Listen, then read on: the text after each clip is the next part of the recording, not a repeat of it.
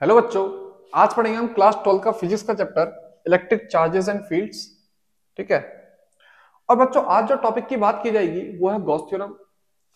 तो Gauss theorem पढ़ने से पहले हम इलेक्ट्रिक फ्लक्स को रिवाइज कर लेते हैं। तो मैं हेडिंग डालता हूं बच्चों, electric flux.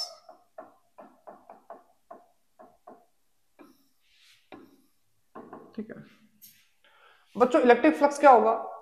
Total number of field lines किसी भी एरिया से जो पास हो रही होंगी 90 डिग्री पे, ठीक है, सरफेस के साथ 90 डिग्री का एंगल बनाते हुए जो total number of field lines pass हो रही होंगी वही क्या है? Electric flux. इसकी डेफिनेशन लिखता हूं मैं, total number of field lines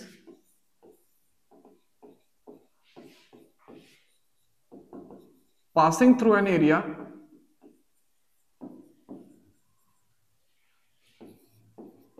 normally is called flux। उसे ही क्या बोलते हैं? फ्लक्स बोलते हैं। ठीक है। फ्लक्स को जो रिप्रेजेंट किया जाएगा बच्चों वो फाई के साथ किया जाएगा। ठीक है। और इसका जो फॉर्मूला होगा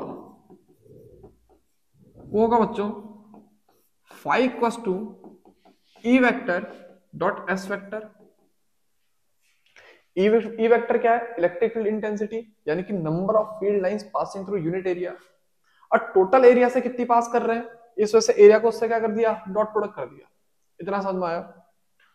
अब फाई का फॉर्मूला क्या आएगा बच्चों? E S cos theta. Dot product को एक्सपेंड कर दिया। यहां पर को जो ई है वो क्या है बच्चों? Electric field intensity, electric field intensity. और जो एस है वो क्या है बच्चों? Area of cross section. इतना समझ में आया?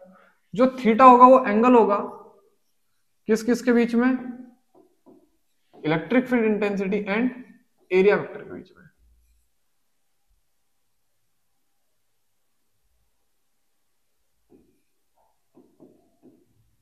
इतना समझ में आया? अब बच्चों ये जो फ्लक्स है ये एक स्केलर क्वांटिटी होती है, तो मैं लिखता हूं phi scalar and can be zero, negative और पॉजिटिव। ये जीरो भी हो सकती है, नेगेटिव भी हो सकती है और पॉजिटिव भी हो सकती है। ठीक है। इसकी जो यूनिट आएगी फ्लक्स की वो कैसे आएगी बच्चों? देखो, इलेक्ट्रिक फील्ड की कितनी होती है? न्यूटन पर कूलम। और एस की कितनी होती है? Metre square. तो हम क्या लिखेंगे? न्यूटन मीटर स्क्वायर पर कूलम। और जो दूसरी आएगी वो क्या आएगी बच्चों? इलेक्ट्रिक फील्ड की एक सेकंड यूनिट वोल्ट पर मीटर भी होती है। और एस की तो वही रखेंगे क्या? Metre square. तो एक मीटर से एक मीटर कैंसिल हो जाएगा, तो इसकी जो दूसरी यूनिट आएगी वो कितनी आएगी? Volt meter. और पहली यूनिट क्या होगी? न्यूटन मीटर स्क्वायर पर कूलम। तो बच्चों इलेक्ट्रिक फ्लक्स के डेफिनेशन समझ गए होंगे। इलेक्ट्रिक फ्लक्स को नोट कर लो।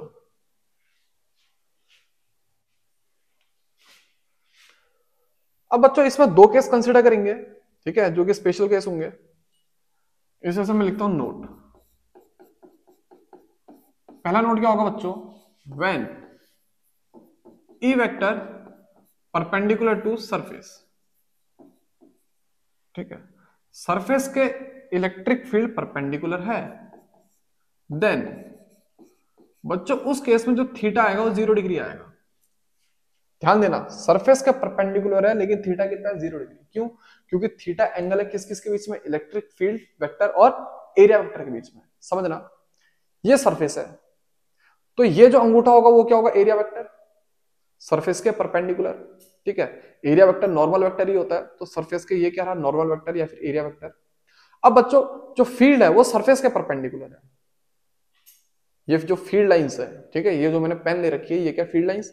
ये सरफेस के परपेंडिकुलर है, तो एरिया वेक्टर के साथ कितने का एंगल बन रहा है दोनों का? 0 डिग्री। क्यों? क्योंकि दोनों क्या है? पैरेलल है। समझ में आया?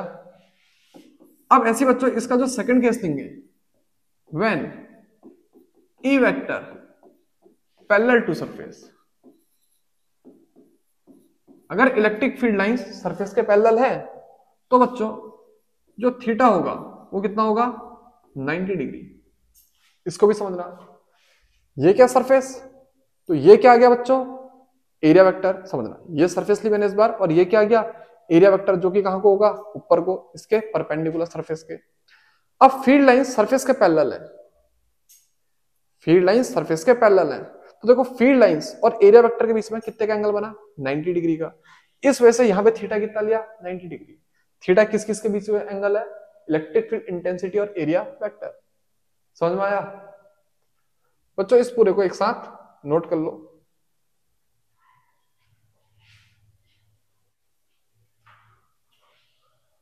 अब बच्चों बात करते हैं आज के मेन टॉपिक गॉस थ्योरम की या फिर गॉस लॉ की। मैं हेडिंग डालता हूं गॉस लॉ।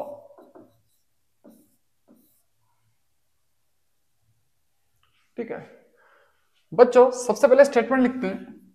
गॉस लॉ का स्टेटमेंट है net flux through a close surface, net flux through a closed surface is 1 upon epsilon naught times net charge enclosed in it।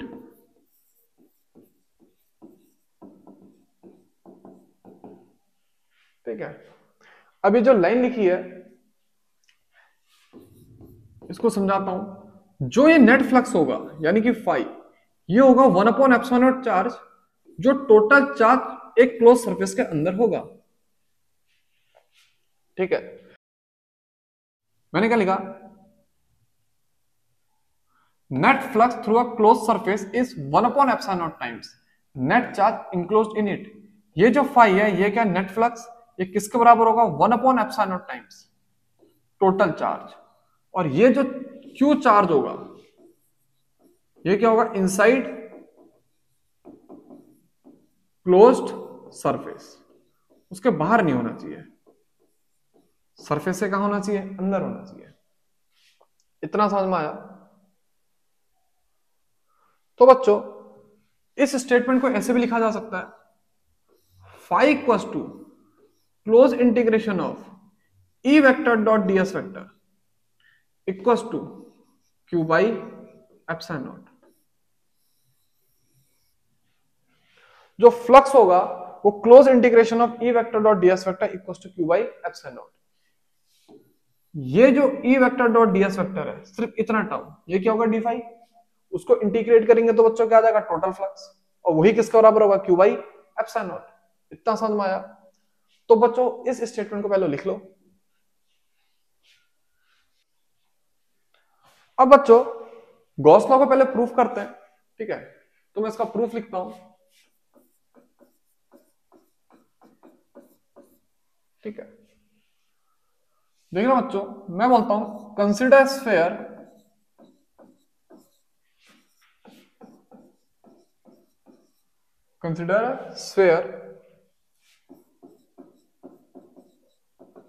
having charge small q at its center as shown,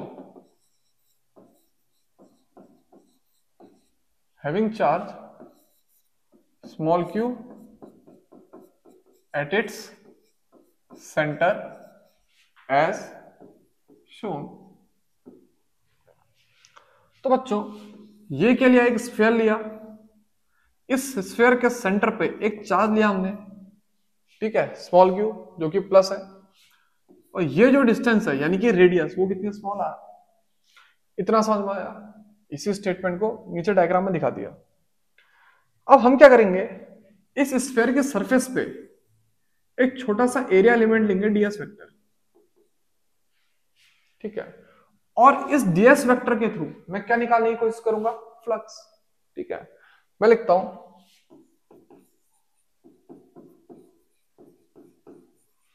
flux through an area element dS vector.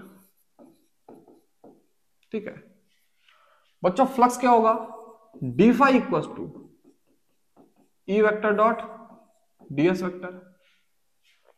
ठीक है, इस DS vector या फिर इस area element से जो flux pass हो रहा है कितना हो रहा है डी फाई। ठीक है, और वो किसका बराबर होगा ई वेक्टर डॉट डीएस वेक्टर। अब सबसे पहले इलेक्ट्रिक फील्ड इंटेंसिटी और एरिया वेक्टर के बीच में एंगल निकालता हूं। ये प्लस चार्ज है बच्चों, तो इलेक्ट्रिक फील्ड यहां से कहां को जाएगा, बाहर को, और यहां पर को जो एरिया वेक्टर की डायरेक्शन होगी या फिर जो एन कैप होगा वो भी कहां होगा, बाहर को। अब इलेक्ट्रिक फील्ड और एन कैप के बीच में कितने का एंगल है बच्चों, 0 डिग्री का। तो हम इसे क्या लिखेंगे, ई डीएस कॉस 0, या फिर जो डी फाई आएगा वो कितना आएगा बच्चों, ई डीएस। इतना समझ में आया।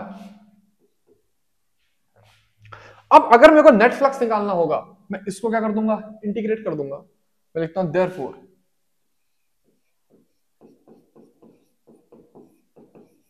Net flux through whole sphere, net flux through whole sphere वो कितना होगा बच्चों, phi equals to close integration of d phi या फिर close integration of E dS. इतना समझ में आया। अब एक बात आना बच्चों, इलेक्ट्रिक फील्ड आर डिस्टेंस पे तो हमेशा क्या रहेगा, कांस्टेंट। अगर ये आर फिक्स है, देखो इलेक्ट्रिक फील्ड का फॉर्मूला क्या होता है, 1/4πε0 q/r²। अगर ये आर और क्यू फिक्स है तो इलेक्ट्रिक फील्ड क्या होगा, कांस्टेंट। अब ये जो स्फीयर है इसकी रेडियस तो फिक्स है, और इसके पास जो चार्ज है वो भी फिक्स है। तो यानी कि इलेक्ट्रिक फील्ड को बाहर ले लेते हैं और अंदर क्या बचेगा, इंटीग्रेशन ऑफ डीएस। अब एक एक करके इलेक्ट्रिक फील्ड और क्लोज इंटीग्रेशन ऑफ डीएस की वैल्यू पुट कर दो। तो बच्चों हम क्या लिखेंगे, फाई इक्वल्स टू 1/4πε0 q/r²। ये किसकी वैल्यू पुट करी, इलेक्ट्रिक फील्ड की। अब क्लोज इंटीग्रेशन ऑफ डीएस कितना होगा बच्चों, 4πr²। देखो डीएस क्या था, एरिया एलिमेंट किसका, स्फीयर का। डीएस क्या था, एरिया एलिमेंट किसका, स्फीयर का। ठीक है, तो पूरे स्फीयर का एरिया कितना होगा, 4πr²। बचपन में सबने सीखा होगा। तो 4π से 4π कैंसिल, r² से r² भी कैंसिल। तो जो फ्लक्स आएगा, नेट फ्लक्स, वो कितना आया, q/ε0। और q क्या है, ये चार्ज है किसके, इनसाइड गॉसियन सरफेस।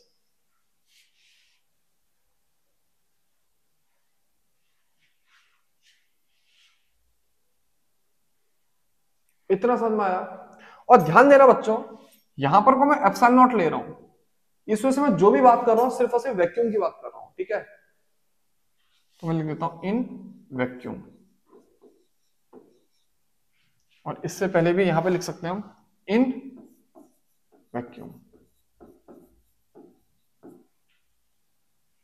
अब बच्चों इसे नोट कर लो,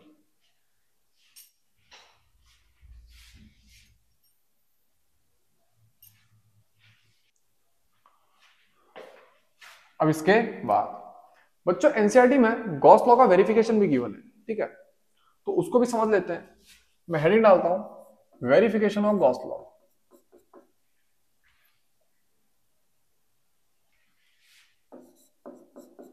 ठीक है, हेडिंग क्या होगी, वेरिफिकेशन ऑफ गॉस लॉ। तो गॉस लॉ को वेरीफाई करने के लिए सबसे पहले हम एक सिलेंडर को यूनिफॉर्म इलेक्ट्रिक फील्ड में रखेंगे। तो मैं लिखता हूं consider a Gaussian cylindrical surface inside a uniform electric field. Consider a Gaussian cylindrical surface inside a uniform electric field as shown। ठीक है, हमने क्या रखा, एक सिलेंडर को यूनिफॉर्म इलेक्ट्रिक फील्ड में। तो ये एक सिलेंडर है और ये क्या है, यूनिफॉर्म इलेक्ट्रिक फील्ड।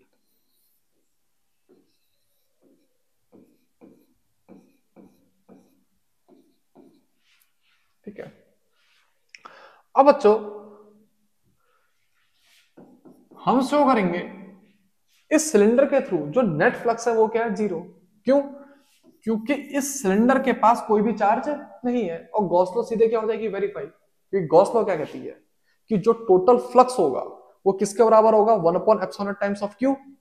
अब इसके अंदर कोई क्यू तो है नहीं, तो यानी कि इसके थ्रू जो टोटल फ्लक्स होगा वो भी कितना होगा, जीरो होगा।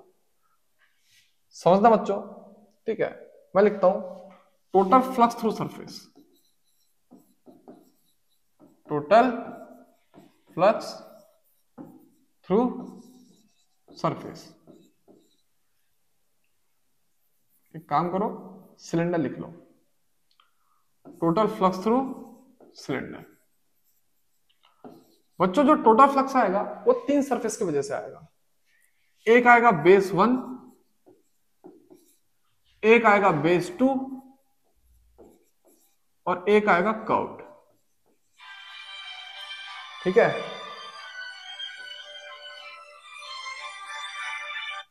हेलो, ठीक है बच्चों। देखना हम किस पे थे, फ्लक्स पे थे। मैंने कहा है इस सिलेंडर के थ्रू जो फ्लक्स आएगा वो तीन सरफेस की वजह से आएगा। एक आएगा बेस 1, एक आएगा बेस 2, एक आएगा कर्व्ड। अब बात करते हैं बेस 1 की। बच्चों इलेक्ट्रिक फील्ड इस डायरेक्शन पे होगा और इसका जो एरिया वेक्टर होगा कहां को होगा, इसके अपोजिट होगा।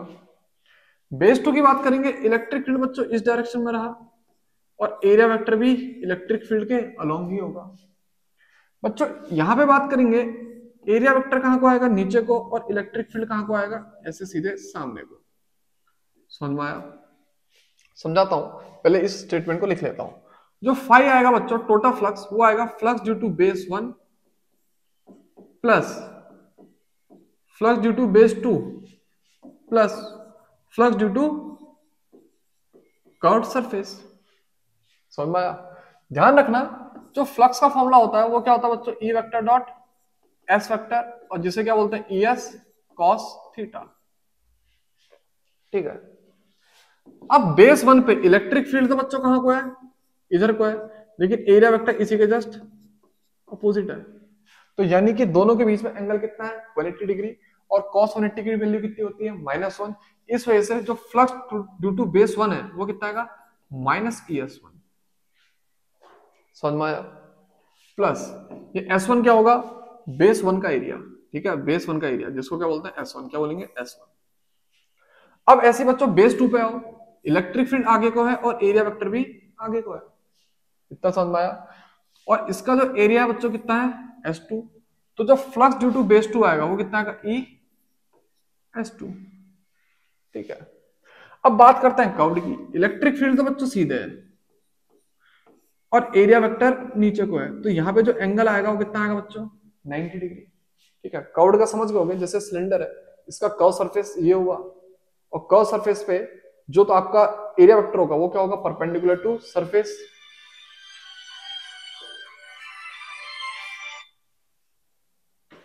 वो क्या होगा, perpendicular to surface.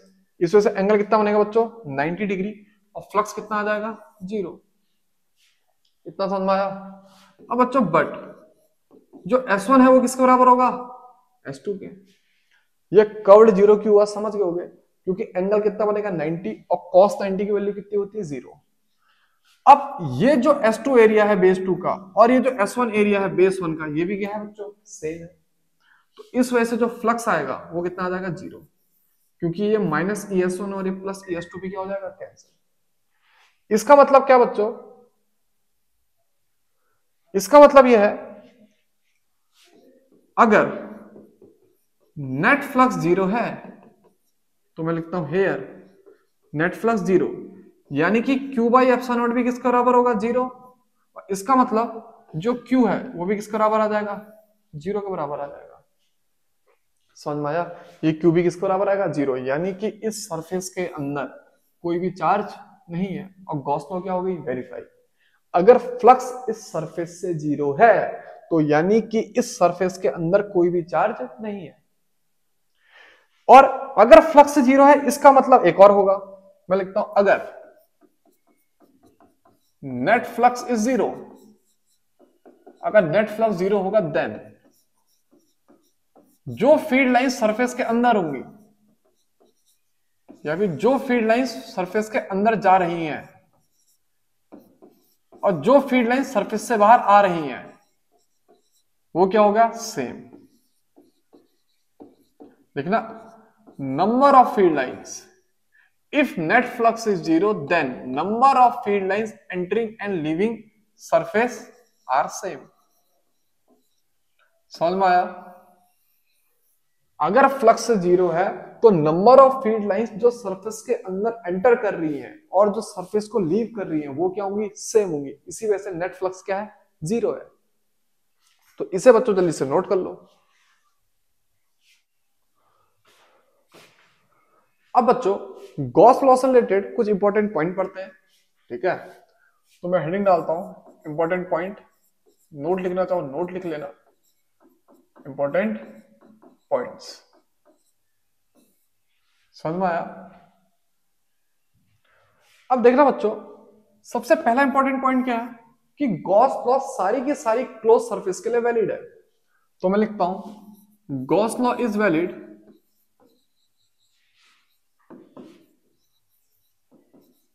For all closed surface. सारी क्लोज सरफेस के लिए गॉस लॉ वैलिड होगा, no matter what it shape और साइज। उनके शेप और साइज पर डिपेंड नहीं करेगा।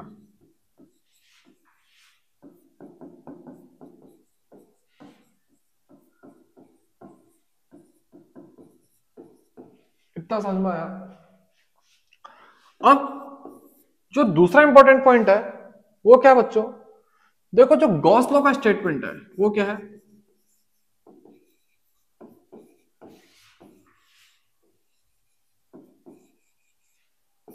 Phi equals to close integration of E vector dot dS vector equals to Q by epsilon naught. ठीक है, देखो बच्चों, ये जो क्यू चार्ज होगा ये गॉसियन सरफेस के अंदर होना चाहिए। मैं लिखता हूं चार्ज इनसाइड गॉसियन सरफेस। ये जो चार्ज है गॉसियन सरफेस के अंदर होना चाहिए और इसकी पोजीशन भी फिक्स नहीं है। मेरा कहने का मतलब गॉसियन सरफेस के अंदर तुम कहीं पे भी रख दो, ठीक है? मैं लिखता हूं कॉमा लोकेटेड एनीवेयर, कहीं पे भी रख दो कोई फर्क नहीं पड़ेगा। इतना समझ में आया? और गॉस लॉ के स्टेटमेंट में ये जो इलेक्ट्रिक फील्ड ई वेक्टर है ये बच्चों सिर्फ इसी चार्ज की वजह से नहीं है। मेरा कहने का मतलब है ये जो इलेक्ट्रिक फील्ड होगा ये सिर्फ उस चार्ज की वजह से नहीं होगा जो गॉसियन सरफेस के अंदर है, ये उस चार्ज की वजह से भी होगा जो गॉसियन सरफेस के बाहर है। मैं लिखता हूं electric field intensity is due to whole charge inside and outside Gaussian surface। इतना समझ में आया? ठीक है, और ये जो डीएस वेक्टर है ये क्या होगा बच्चों? Area element of, area element किसका? गॉसियन सरफेस का।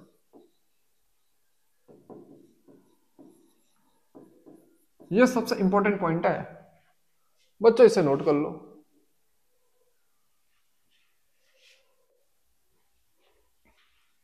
अब बच्चों इसके बाद जो तीसरा पॉइंट है वो क्या है? जो गॉसियन सरफेस है ना वो हमेशा कंटीन्यूअस चार्ज डिस्ट्रीब्यूशन से पास होनी चाहिए, डिस्क्रीट चार्ज डिस्ट्रीब्यूशन से पास नहीं होनी चाहिए। तो मैं लिखता हूं Gaussian surface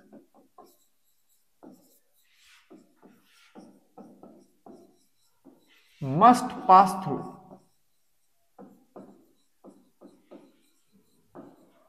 continuous charge distribution।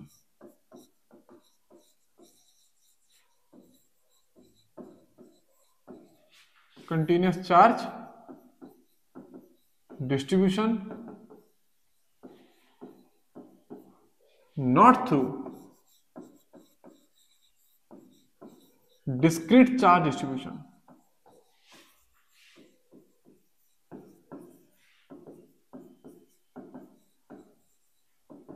समझे?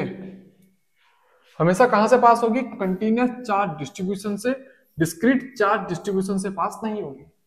इसका रीजन है, एक्चुअली डिस्क्रीट चार्ज डिस्ट्रीब्यूशन पे जहां जहां पे चार्ज होता है वहां पर कोई इलेक्ट्रिक फील्ड वेल डिफाइंड नहीं होता है। ठीक है, डिस्क्रीट चार्ज डिस्ट्रीब्यूशन पे जहां जहां पे चार्ज होगा वहां पे इलेक्ट्रिक फील्ड वेल डिफाइंड नहीं होता है। तो इस वजह से जो गॉसियन सरफेस लगेगी वो कहां पर लगेगी? जहां पे जो गॉस लॉ लगेगा या फिर जो गॉसियन सरफेस हम कंसीडर करेंगे वहां पर कहां पे करेंगे? जहां पे कंटिन्यूअस चार्ज डिस्ट्रीब्यूशन है। अब इसी के बाद बच्चों जो चौथा पॉइंट आएगा, Gauss law is very helpful when, ठीक है, Gauss law is very helpful when Gaussian surface is symmetrical.